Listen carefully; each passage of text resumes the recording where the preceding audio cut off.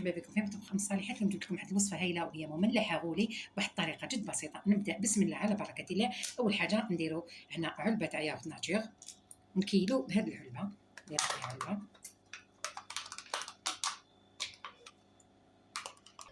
نزيدوا وحده زيت، علبه يعني فيها، نزيدوا علبه تاع حليب وعلبه تاع ماء دافي. حليب انا درتو دافي والحليب ديريه والماء ديريه دافي. هاك حليب وحده ماء، ونخلط بلا ما ننسى مغرفه تاع خميره الخبز ومغرفه سكر. انا درت مغرفه كبيره، هاك مغرفه كبيره ومغرفه سكر،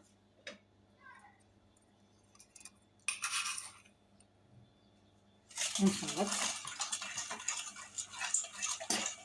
الخليط تاعي مليح. ومن بعد ندير الفرينه،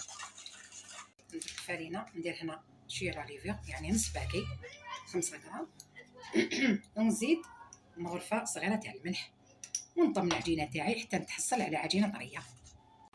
طلعت لي نديكازيها كامل، نحي لها الخمور تاعها، ونبدا ندير فيها دي بولات صغار كيما راكم تشوفوا هكا.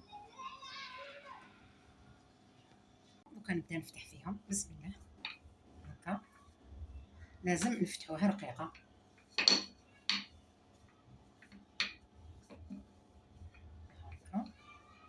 ويجو يعني ما شاء الله. نقصوا شويه من البوراك، نقصوا شويه من القريه في رمضان.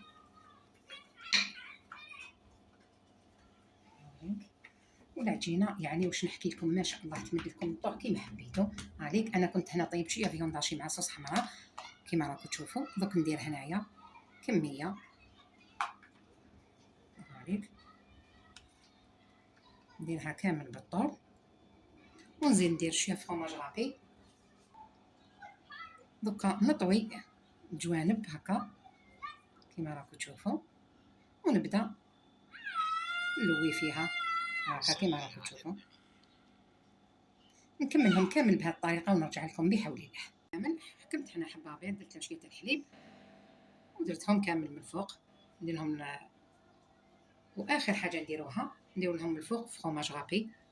كنت شعلت الفرن تاعي مسبقا 10 دقائق حتى 15 دقيقه، ندخلهم يطيبوا من تحت ومن فوق، نقدمهم لكم في يعني نقدمهم لكم بحول الله. المملحات تاعنا بعد ما طابوا عطيت لهم تحميره من الفوق ومن تحت. شوفوا كيفاش جاو، الله الله ما شاء الله. اتمنى حبيبتي ان شاء الله تجربوهم. صحه فطوركم، والسلام عليكم ورحمه الله تعالى وبركاته.